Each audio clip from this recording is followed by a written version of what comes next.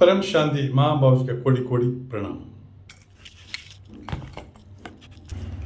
എപ്പോൾ ധർമ്മത്തിന് ഭംഗം സംഭവിക്കുന്നുവോ അപ്പോൾ പരമാത്മാ മനുഷ്യരൂപത്തിൽ വന്ന് അധർമ്മത്തിനെ ഇല്ലാതാക്കുന്നു.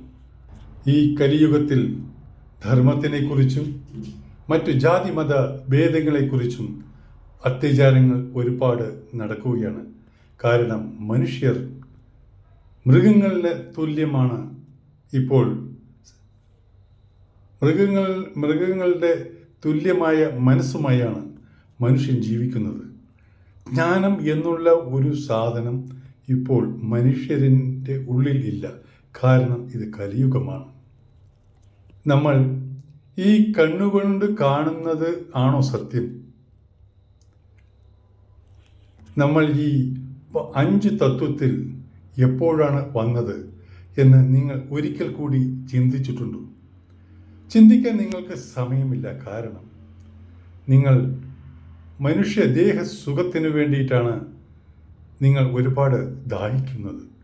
പക്ഷേ അതോ ഒരു ദിവസം 2 ദിവസം സുഖം കിട്ടും. അത് കഴിഞ്ഞാലോ പിന്നെ ദുഃഖം മാത്രം. ഈ സംസാര യുഗത്തിൽ ഈ ഭൂമിയിൽ ദുഃഖമല്ലാതെ മറ്റൊന്നും കിട്ടുകയില്ല. ഇതിനെപ്പറ്റിയുള്ള രഹസ്യങ്ങൾ കൂടുതൽ ധർമ്മപിത അവരെ മാത്രമേ പറഞ്ഞു തരാൻ സാധിക്കുകയുള്ളൂ.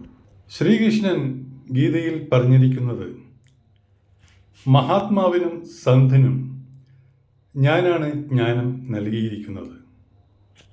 പരമാത്മയ്ക്ക് മാത്രമേ സാധിക്കുകയുള്ളൂ മൃത്യു ലോകത്തിൽ നിന്ന് അമർ ലോകത്തിലേക്ക് പോകാനുള്ള ജ്ഞാനം. പരമാത്മയ്ക്ക് അല്ലാതെ മറ്റൊരു ശക്തിക്കും കൊടുക്കാൻ സാധിക്കുന്നതല്ല. ഇത് ആദ്യം നിങ്ങൾ മനസ്സിലാക്കുക. ഇത്ര വലിയ പരംജ്ഞാൻ മനുഷ്യരിലേക്ക് പകർന്നു തന്നത് ആ പരംപിത പരമാത്മാവ് അല്ലാതെ വേറെ ഒരാൾക്കും ഈ ജ്ഞാനം അറിഞ്ഞുകൂടാ. അത് ആദ്യം മനസ്സിലാക്കുക. നമ്മൾ ഒന്ന് മനസ്സിലാക്കണം. നമ്മൾ ഈ 5 തത്വത്തിൽ ഇരുന്ന് ആ പരംതത്വത്തിൻ്റെ അംശത്തിലേക്ക് പോകണമെങ്കിൽ ആ പരംപിതായുടെ പ്രേമം കിട്ടിയേ തീരൂ. ഈ ദിവ്യജ്ഞാനം പരമാത്മയിൽ നിന്ന് പകർന്ന് തരുന്നതായിരിക്കും. കാരണം ഇത്രയും വലിയ ജ്ഞാനം പരമാത്മയല്ലാതെ മനുഷ്യ വ്യക്തിക്ക് പകർന്നു തരാൻ ഒരു ശക്തിക്കും കഴിയുന്നതല്ല. കാരണം ഈ 5 തത്വത്തിൽപ്പെട്ട് ഈ മായാലോകത്തിൽപ്പെട്ട് ഒരാൾക്കും സത്യത്തിൻ്റെ ഒരു വാചകം ചൊല്ലിക്കൊടുക്കാൻ ഒരാൾക്കും സാധ്യമല്ല.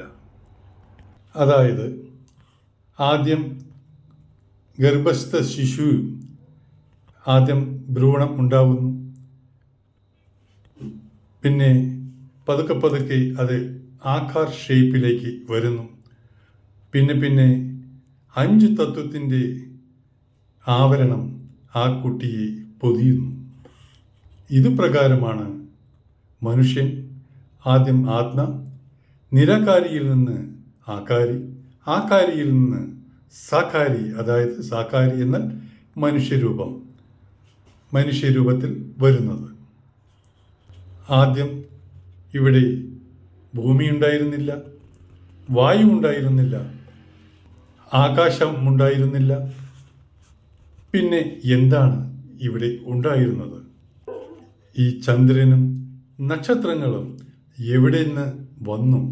അത് നിങ്ങൾ എന്നെങ്കിലും ചിന്തിച്ചിട്ടുണ്ടോ? ആദ്യം അറിയേണ്ടത് നമ്മൾ എവിടെ നിന്നു വന്നതാണ് എന്നാണ്. നമ്മൾ ഈ ഭൂമിയിലേക്ക് എങ്ങനെയാണ് വന്നത്? എവിടെ നിന്നാണ് വന്നത്? നമ്മൾ ഈ കണ്ണുകൾ കൊണ്ട് കാണുന്നത് എല്ലാം അസത്യമാണ്. പക്ഷേ സത്യം എന്താണ്? നമ്മുടെ ദേവീദേവത എവിടെയാണ് പോയിരിക്കുന്നത്? നമ്മുടെ ദേവീദേവതയും മനുഷ്യൻ്റെ ജന്മം എടുത്തിട്ടുണ്ടോ? അതും ആർക്കും അറിഞ്ഞുകൂടാ. പക്ഷേ ഒരു മനുഷ്യജീവി ഇരിക്കുന്നത് ഒരു ദേവീദേവതയായിരിക്കും. മിനിമം എങ്കിലും ഒരു ദേവീദേവത ആയിരിക്കും. ആ ദേവീദേവത ആ ദേവീദേവതനെ തന്നെ പ്രാർത്ഥിക്കുന്ന സമയത്ത് നിങ്ങൾക്ക് എങ്ങനെ പവർ കിട്ടും? നിങ്ങളുടെ കാര്യം എങ്ങനെ സാധിക്കും? കാരണം നിങ്ങൾ തന്നെയാണ് ദേവീദേവത, നിങ്ങളെ തന്നെയാണ് നിങ്ങൾ ധ്യാനിക്കുന്നത്. പിന്നെ എങ്ങനെ നിങ്ങൾക്ക് അതിൻ്റെ പൊരുൾ കിട്ടും? അത് ആദ്യം മനസ്സിലാക്കണം.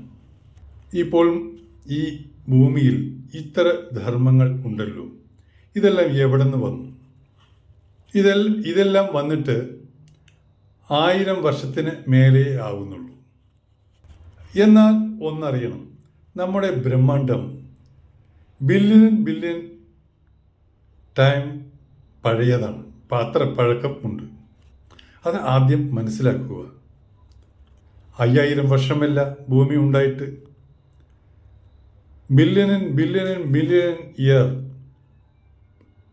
പഴക്കം ഉള്ളതാണ് നമ്മുടെ ഭൂമി. ആദ്യം അത് മനസ്സിലാക്കണം. ഈ ധർമ്മജന് ഇതിൻ്റെ പൂർവജ് ആരാണ്? ആദ്യം ധർമ്മം ഒന്നും ഉണ്ടായിരുന്നില്ല. പിന്നെ എന്താണ് ഉണ്ടായിരുന്നത്? പരമാത്മാ ധർമ്മത്തിൽ ബന്ധിക്കപ്പെട്ടവരാണോ? ആദ്യം മനസ്സിലാക്കണം. പരമാത്മയെ വീട്ടിൽ ഇരുന്നു കൊണ്ട് ധ്യാനിച്ചാൽ പരമാത്മയെ പ്രാപ്തമാക്കാൻ സാധിക്കുമോ? ഇതെല്ലാം ഒരുപാട് ചോദ്യങ്ങളാണ് ഉന്നയിക്കുന്നത്. നമ്മുടെ ഭൂമി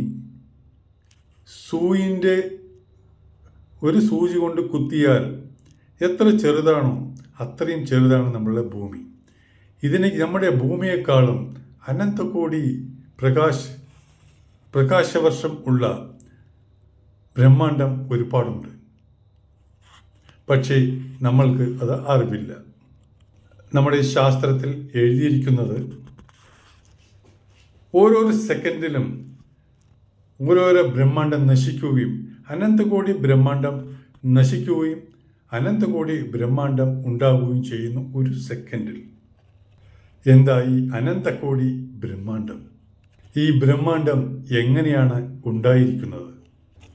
ഇത് ആരാണ് ഉണ്ടാക്കിയിരിക്കുന്നത്? ഈ ബ്രഹ്മാണ്ഡത്തെ സൃഷ്ടിച്ചിരിക്കുന്നത് ആരാണ്?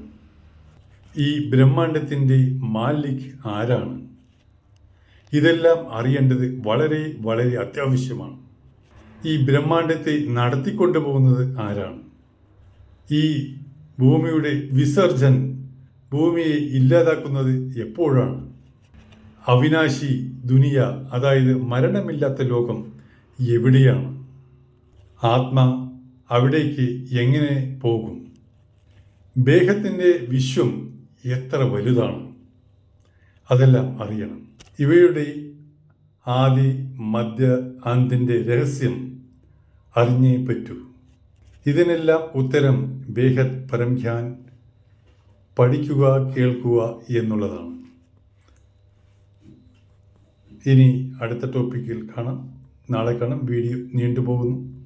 ബേഹദ് കി പരം ശാന്തി. ലൈക്ക് ചെയ്യുക, ഷെയർ ചെയ്യുക, സബ്സ്ക്രൈബ് ചെയ്യുക. ഇതിനുള്ള ഉത്തരം ഞാൻ നാളെ തൊട്ട് പറഞ്ഞു തരുന്നതായിരിക്കും.